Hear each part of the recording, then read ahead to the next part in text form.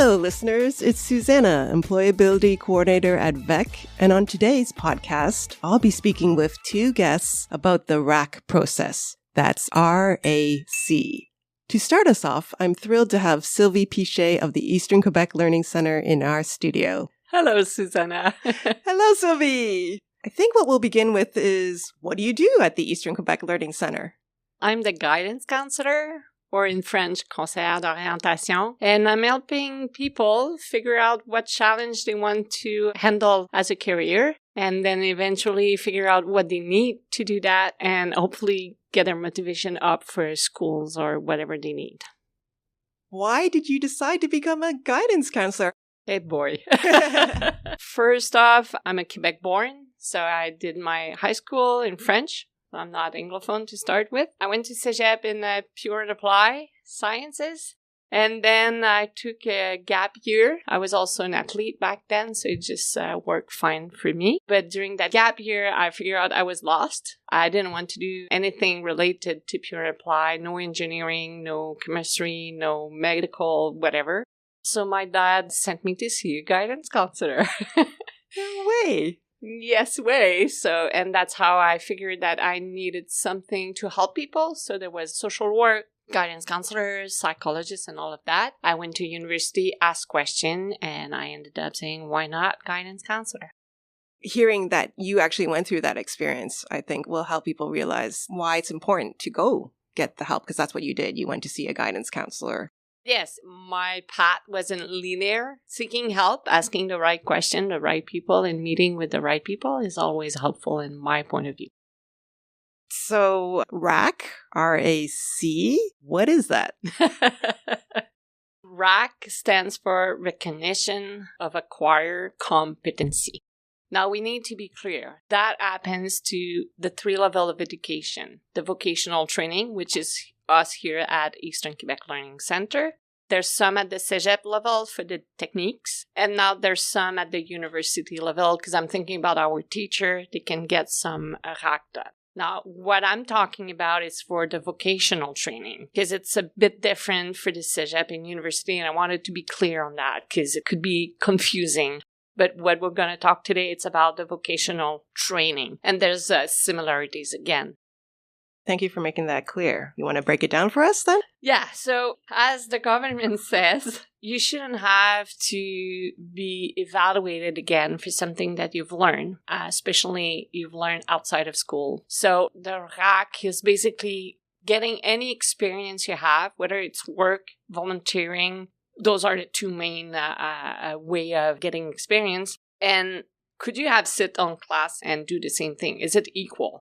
What you've learned on the job, and I'm just thinking during pandemic, a lot of people came to help in the hospital, and we have a lot of those people now knocking on the door to get RAC'd on this and this. So that's it. You shouldn't have to go back to school just because you don't have a diploma, but your experience can't become a diploma. So people are out there wondering, okay, that sounds good, but if I'm already working, why would I want to go through this RAC process? Well, first for me is the personal gratification that comes from the process. And you have this experience in, let's say, mechanic, right? But where are you that you're really good at mechanic? You've been tinkering in the car since you're kids and you loved it, but you developed some skills and experience there that any mechanic learned to do when they follow the training, the official training, to realize how much knowledge you have in that field is one thing. Then adding to that again, you have experience. Doesn't matter how you got it, of course, out of the classroom, but that could lead you to a diploma. How good is it to have a diploma without having to sit how many months and years in a classroom? It's also one other benefit. You'll get a diploma, and for some people, a Quebec diploma. Then comes the career opportunities and the career advancement you can get. The last but not the least is money-wise. Any diploma can be bargained for a few more dollars an hour that could be beneficial at the end of the year. All very good reasons to look into this. What is the process like? What do we actually do then? You have to apply at the school where the program you're looking to get RAC'd into is offered. So you fill out a form for registration, you submit some document for your eligibility, then plus some curriculum vitae, letter from an employer for some CPR, etc., etc. It's depending of the program. We each have our own list of documents. Once that is all covered and the one who analyzes your file, I say, yeah, sure, let's get going. We go for what we call a validation interview. That's held with me and my content specialist, which usually is one of my teachers in the field that you're looking into. We sit for about an hour and we just talk about your experience with specific questions to make sure what you say can be evaluated afterwards on the job.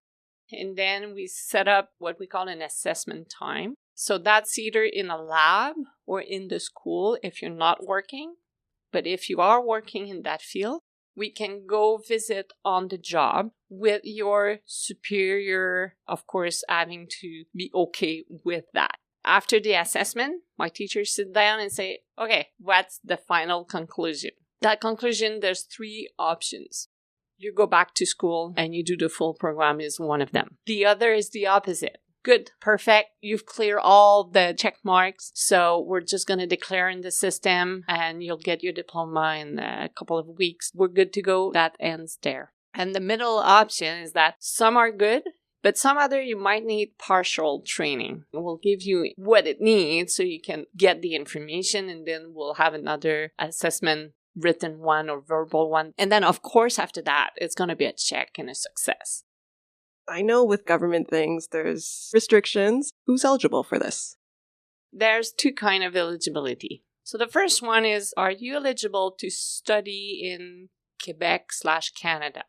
All right, so that's more federal government. If you are a Canadian citizen and a permanent resident, that's no problem. If you're not one of those categories, it's a case by case. And the other is, can you study for free in Quebec? Because yes, we all say it's free, but there's a limit to the freedom here of study. This basically is, have you been in the province for 3 months? Usually, if that's the case, you're good to go. But it also depends, are you eligible to study in Quebec? Because if you can't, you have to pay. Some, like for us, the health assistants in nursing, there's a professional order, so we're not allowed to RAC in that program. So I'm wondering which programs are RACable at EQLC? Yes, so right now we have 3. So one is a school daycare educator. The other one is a préposé aux bénéficiaires. The third is hotel reception, which is also good for customer service, for Via Rail, for the cruise ship, for the auto dealer. You know, it's customer service. Thank you so much to our guest, Sylvie Piché from the Eastern Québec Learning Centre. Thank you to have me aboard. And now joining us is Bonita, who acquired her diploma as a préposé aux bénéficiaires by completing the RAC process at EQLC.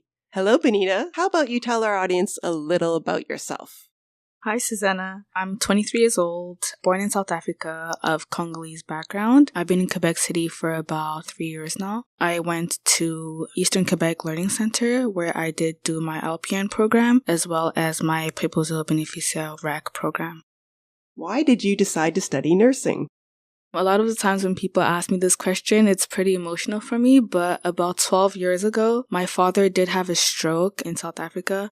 And so ever since my young age, I've technically been a caregiver. And so having to adapt to that traumatizing situation, it did really teach me a lot of how I would love to give care to other people. And so that's what drew me to go into study to become a nurse. Wow. How's your dad doing now? Oh, he's okay. He's okay. Eastern Québec Learning Centre. Why there? Well, I am Anglophone, and it was the only Anglophone place here in Quebec. I actually did not even know that it existed, but through one of my friends, she told me that there was a center where they offer the nursing program in English, and that was absolutely what worked for me. It will be recognized, and I can easily find a job anywhere with that diploma. And that's a wrap. Our thanks again to Sylvie and Bonita for joining us. Thank you for listening.